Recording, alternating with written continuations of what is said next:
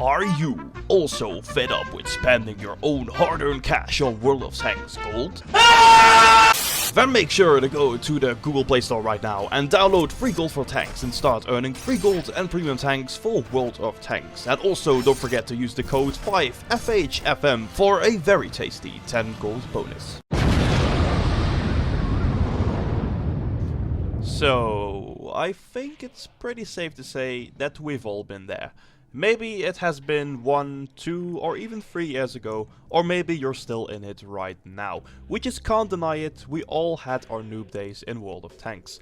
When you were just starting out and you had absolutely no clue how the game works and what the hell you're actually doing in your games back then. And this includes me, of course. If I compare the way I played 5 years ago when I started playing World of Tanks to how I play World of Tanks right now, I realized that I've made a bunch of noob mistakes back then that I just can't imagine making myself nowadays. So in today's top 5 video, we're gonna be counting down, especially for the new players among us, the top 5 biggest noob mistakes you can make when starting out on World of Tanks. So you don't have to make the same mistakes I did 5 years ago if you're just starting out on World of Tanks. And even if you're not a starter anymore, who knows, there might be still some stuff in this list that you didn't know before. And as always guys, this list will be mainly based on my personal experience in my early days in World of Tanks. So now, with all that out of the way, let's dive straight into the list. So to kick things off, at the number 5 spot we have not taking any consumables with you in battle. So this was something I did all the way up until I reached my first tier 6 tank. Simply because back then I thought it wasn't worth it sustaining a 3 times consumable setup every single battle with the scarce amount of credits I had back then.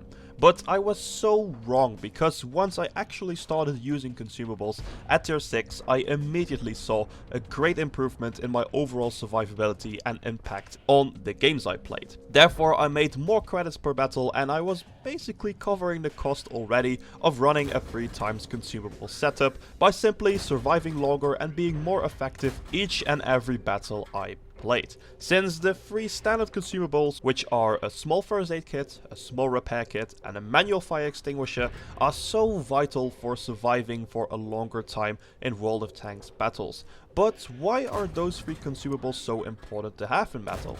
Well, to show you that, I set up a few examples. So example number 1, and also the most common thing that happens to you if you don't have a repair kit on you, is the permatrack. A permatrack is an event that occurs when you get tracked by an enemy tank and the enemy tank has a faster reload than your repair speed.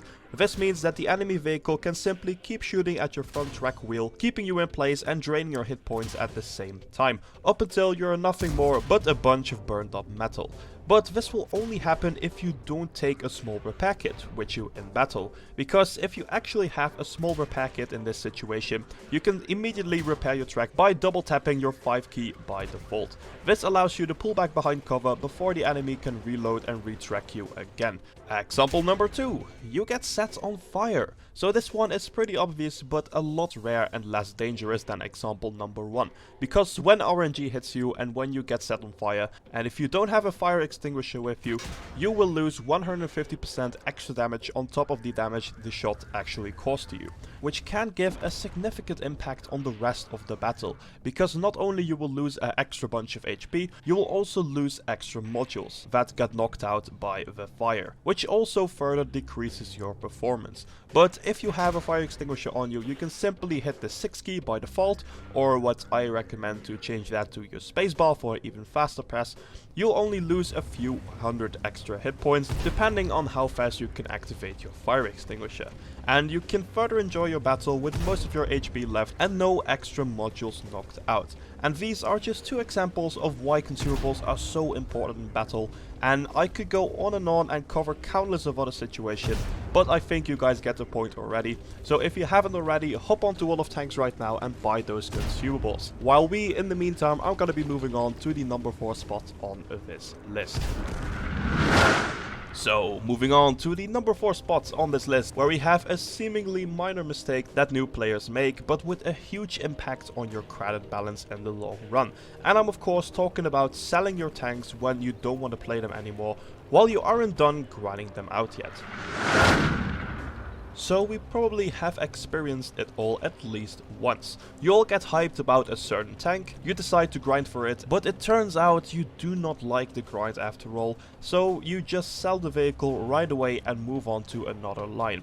And this might seem an attractive option at first, since the sell value of that vehicle might help you out by buying your next tank that you want to try out, but you do gotta keep in mind that you will only receive 50% of the tank's original purchase price, which means that you will always lose half your credit if you sell your tanks. And in the long run, if you sell and rebuy a certain tank a couple of times, you'll be throwing away a lot of credits. And a perfect example of that is actually myself, because this is exactly what happened to my old account, and as you can see, it doesn't look pretty at all.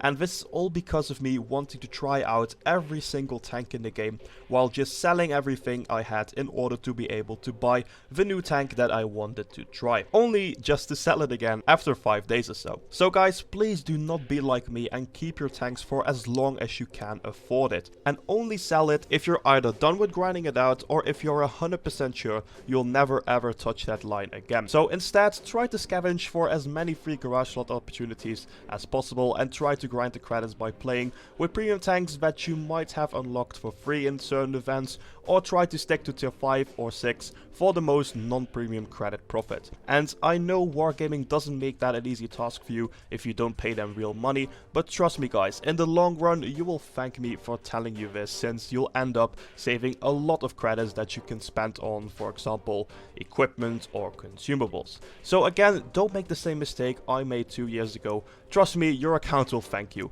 But I think that's quite enough about selling tanks, so now let's move on to the next spot on this list.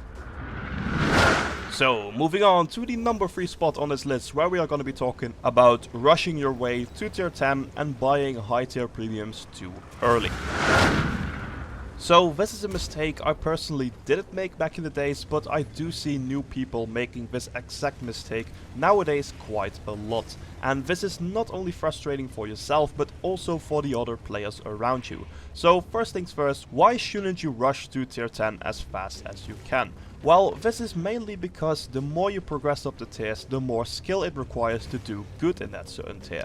Since fair enough, tier 1 to 3 is okay to grind through as fast as you can, since the skill level doesn't really increase that much, but once you reach tier 4 you should start to take it easy, since from there on it's very important to take your time to learn and adapt to the tier before you decide to buy the next tier tank. Since at tier 4 you'll meet derp guns for the first time, which might be a pain to deal with. Then tier 5 you'll really start to deal with armor and sniping weak spots for the first time. Tier 6 and 7 combined slowly starts introducing you to the importance of camo mechanics, but from there on please do yourself a favor and wait with unlocking your first tier 8 tank up until you are 100% sure that you are ready for it, since the step up from tier 7 to 8 is by far the most shocking for new players, since tier 8 really starts to introduce you to rather complicated things like the importance of armor angling, autoloaders, auto reloaders, siege mode, and the importance of scouts and team play.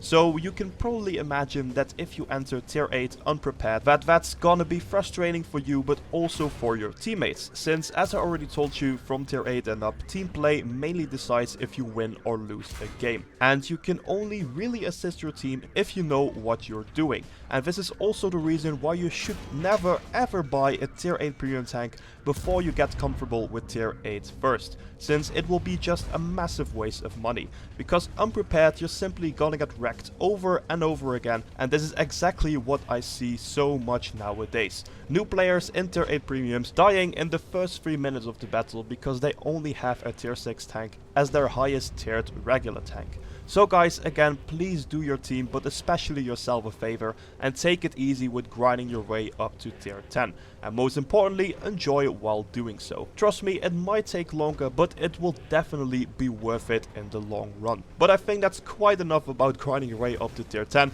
Let's now just move on to the number 2 spot on this list.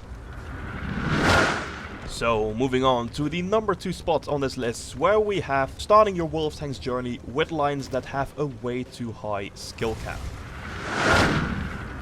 Okay, before I'm gonna get started on this one, I'm not saying that you shouldn't play or go for the tank you think is the most awesome or looks the coolest. So if you think the Batchat 25T is a badass tank, by all means go for it.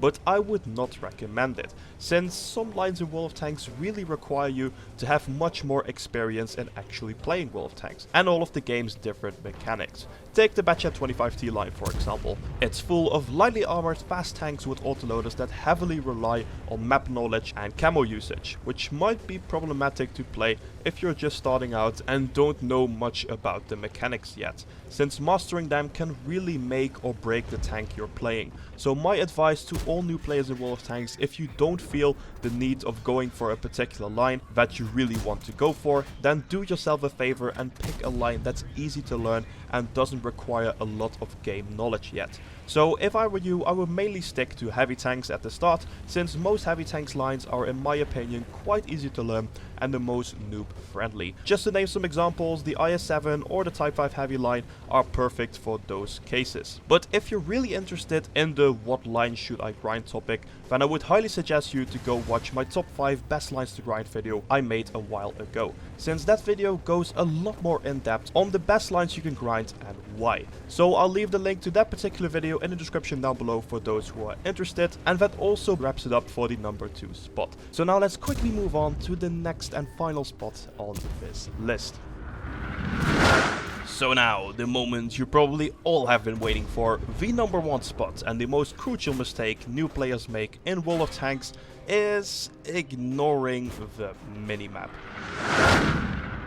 So this is something I was guilty of doing when I started out as well. Back in the days, I just drove to a place that looked nice to me and I just kept shooting everything I saw in front of me, not knowing the entire team was capping my base, for example. And this is something I still see a lot nowadays, especially in the lower tiers, that me and my team lose because not many players in my team are paying attention to what's going on the minimap and just keep paying their full attention on only what's going on in front of them. So the biggest tip I can give for those players is play World of Tanks like you're driving your car down the highway.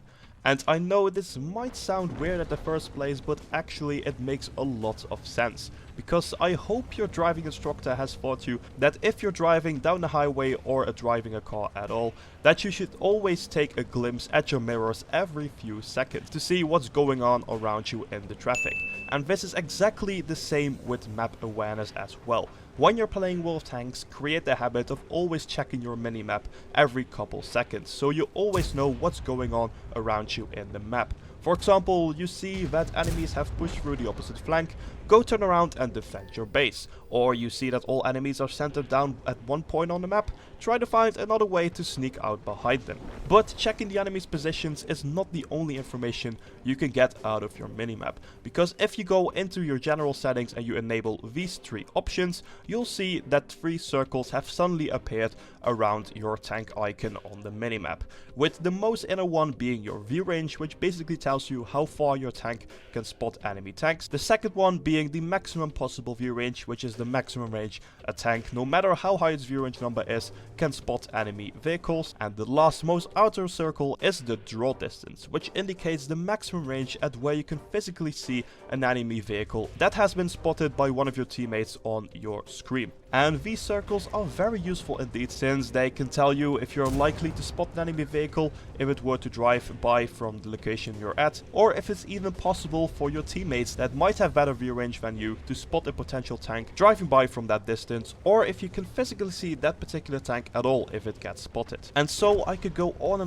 why your minimap is so important, but the video is already getting quite long, so I'll just leave that for you to find out yourself. But this altogether doesn't only wrap up the minimap spot, this also wraps up the entire top 5 list.